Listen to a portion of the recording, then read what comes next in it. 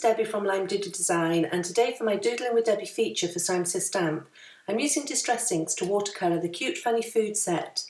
I love to watercolour, be it with tubes of paint, paint palettes or markers, but sometimes it's easy to forget that as well as a number of other techniques, distress inks are fabulous for watercolouring. I'm starting with a funny food set, a piece of Archer's cold press watercolour card and a selection of distress inks. I did wonder about creating a bunch of cards with each having just one of the fun foods. However, I loved how playful the foods all looked together on the stamp sheet, and so decided to arrange all the foods on one piece of card. I had to move the images around a bit to get everything to fit, and my aim was to have the punny sentiment close to each of the corresponding images. I laid everything out in the Mini Misty, and then as the watercolour card is textured, I stamped the images multiple times with VersaFine Onyx black ink to get a good impression. Sometimes stamping just a couple of times is enough, but often on textured watercolour card, I would stamp something even up to half a dozen times. And then the impression may not be perfect, but I solved that by filling in the gaps with a black waterproof marker. With everything now stamped, I've taped my card down to a piece of board to help prevent it warping as I paint. I have a piece of acetate to the side of me to act as a palette, as I rub the Distress Ink minis onto the acetate to leave a puddle of colour.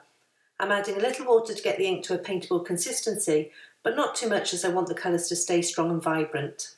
I used mowed lawn for the rind of the watermelon, adding in mustard seed for the inner rind.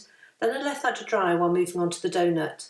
For us, a donut has to have pink icing, and so I used picked raspberry and added the ink around the edges, and then rinsed my brush and used water to blend that out. While the ink is still wet, I added more of the colour to the shadow areas and let the water do the work to soften and blend that out. I'm dotting around the card, colouring different areas so that each area has time to dry, which means it won't bleed into the adjacent area. If I had tried to colour the donut straight away after colouring the icing, then the pink would have bled into the beige of the donut. For the flesh of the melon I used festive berries, and then for the browns of the donut and pizza crust I used antique linen and brushed corduroy. For the pepperoni I used aged mahogany, and then it was back to the two browns, antique linen and brushed corduroy for the toast. For the fries I used a mixture of mustard seed with a touch of brushed corduroy, and then started to add some shadows and details to the different areas, by going back in with a second layer of distress inks to deepen up the shadows and add texture.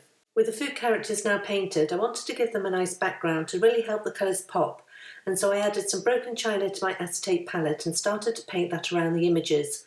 I kept it loose and uneven to add interest. The only difficulty was that as distress inks are so reactive with water, that on occasion when my brush touched an area I'd already painted, the colour bled out into the background slightly. However, I'm okay with that, and I think it adds to the loose, fun look of this card. Finally, I added some faded jeans to the background to give some variation in the blue. Having dried off the panel with my heat tool, I then added splatters of water to the background and lifted some of the colour with a tissue.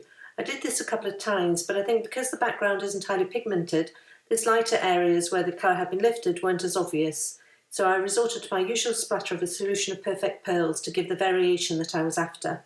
Another of my favourite techniques currently is to add some extra depth and interest to a piece with coloured pencils. We are so used to wielding a pen or pencil that it's an easy way to have control over adding those final details. Having got to this point, I felt I wanted to fill the gaps between the food with a small image. I looked through my stamps and spotted the perfect small heart in the Sun Bunny special set. I add that to an acrylic block and then stamp with VersaFine Onyx black ink to fill in any gaps. Finally, I pulled my acetate palette back and watercoloured the hearts with the Barn Door distress ink. I decided to mount the finished colourful panel on a white card base.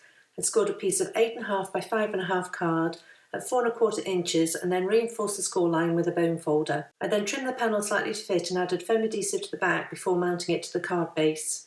And that completes this card using distress inks to watercolour the funny food set. On the Simon Says Stamp blog you'll find a coordinating blog post as well as details of the supplies that I've used today. If you want to find me, I blog over at limedoodledesign.com. I want to thank you for joining me today, and I'll see you next time.